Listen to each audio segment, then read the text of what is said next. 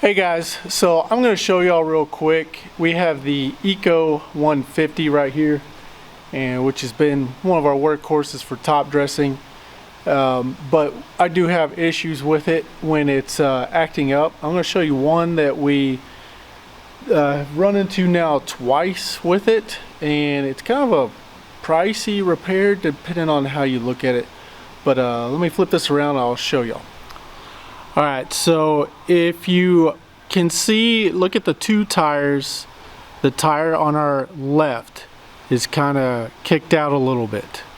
So normally when you see this, that starts telling you we got an issue.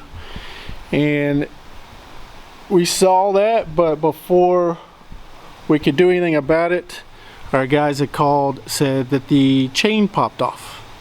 And sometimes that could be just because we need to tighten something up or have a look at something, but this is not the first time this has happened. And with this thing, let me tilt it real quick up on its side.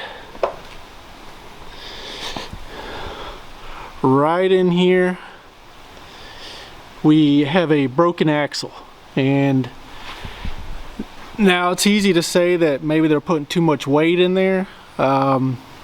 They don't fill it too full normally. And let me put this back down. I'd say normally our guys will put it in about right here. They're not allowed to put it up to the lip or mount it up and over or anything like that.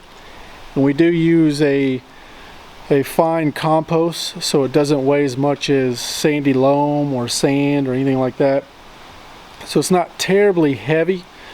But when I say pricey, I believe that new axles $300 or $400 to get it here after shipping.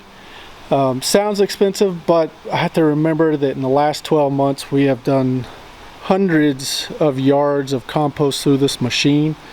So when you look at the actual what this machine brings in to the business versus a $300-400 plus the mechanic's time repair, so call it $500.